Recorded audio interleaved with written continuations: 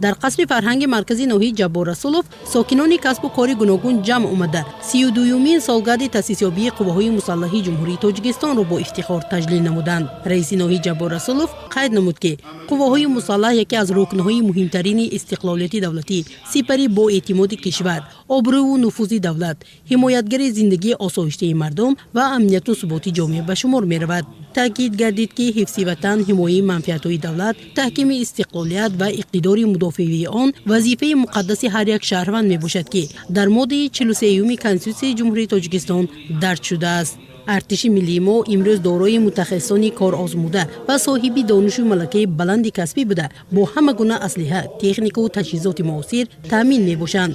خدمت در صف قواهای مسلح برای جوانان مکتب جوانمردی محسوب یافته در روحیه وطن دوستی و وطن پروری، خودشناسی و خودآگاهی تربیت نمودن خدمتچیان حربی و برای آنها مهیا نمودن شرایط خوبی خدمت، اینچنین رعایت طلبات آیین‌ناموی حربی مهمترین سمت سیاست مدافعی کشور محسوب می یابد. بخشیده بر روز تأسیسیابی ارتش ملی یک قطار کارمندان ساحه‌های خواجگی خلق ناحیه که در پیشرفت و آبادانی، تربیت نسل وطندوست و میهن‌پرست حصه گذاشتند با افتخارنامه و تحفه‌ها قدردانی گردیدند. در این روز هر نفر از خدمت اساسگزار صلح و وحدت ملی پیشوای ملت محترم امام علی رحمان همچون بنیادگذار ارتش ملی یادآور گردیده ابراز نمودند که امروز تاجیکستان اعضای کامل حقوق و شریک با اعتماد سازمان و تشکیلات‌های جهانی و امنیتی دست جمعی گشته است.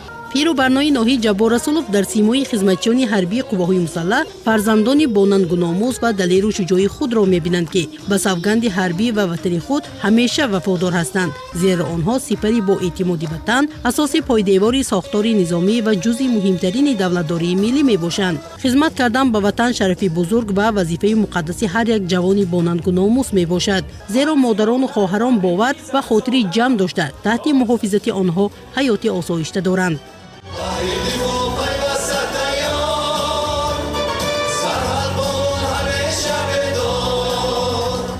من فخر میکنم که دو فرزندم خدمت کرده ایستادند. ما مادران فقط در دعای نیکی فرزندان ما می باشیم. خاطر جمع هستم که فرزندهایم وطن دوست می باشند و خدمت کرده ایستادند.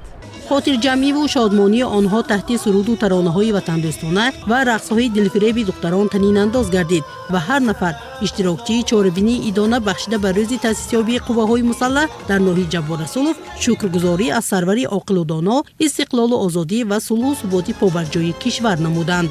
مستانه محیدی لازاده، غالب عبدالغفارов، مظفر صابرزاده، اخبار.